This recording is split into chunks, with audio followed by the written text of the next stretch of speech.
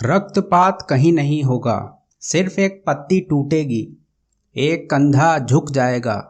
फड़कती भुजाओं और सिसकती हुई आंखों को एक साथ लाल फीतों में लपेटकर वे रख देंगे काले दराजों के निश्चल एकांत में, जहां रात में संविधान की धाराएं नाराज आदमी की परछाई को देश के नक्शे में बदल देती हैं।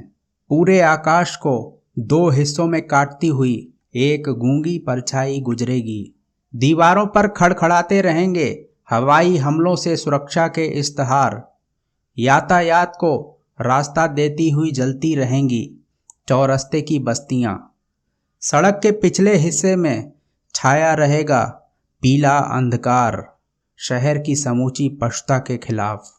गलियों में नंगी घूमती हुई पागल औरत के गाभिन पेट की तरह सड़क के पिछले हिस्से में छाया रहेगा पीला अंधकार, और तुम महसूसते रहोगे कि ज़रूरतों के हर मोर्चे पर तुम्हारा शक एक की नींद और दूसरे की नफरत से लड़ रहा है।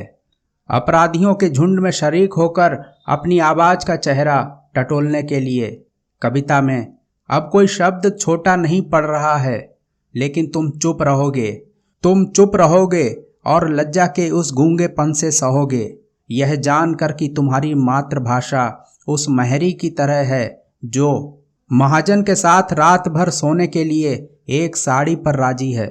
सिर कटे मुर्गे की तरह फड़कते हुए जनतंत्र में सुबह सिर्फ चमकते हुए रंगों की चालबाजी है।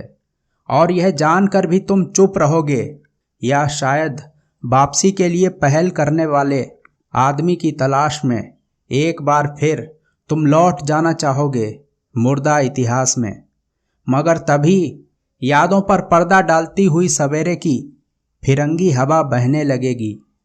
अखबारों की धूल और वनस्पतियों के हरे मुहावरे तुम्हें तसल्ली देंगे, और जलते हुए जनतंत्र के सूर्योदय में शरीक होने के लिए तुम चुपचाप अपनी दिनचर्या का पिछला दरवाज़ा खोलकर बाहर आ जाओगे, जहां घास की नोक पर थरथराती हुई ओस की एक बूंद झड़ पड़ने के लिए तुम्हारी सहमति का इंतजार कर रही है।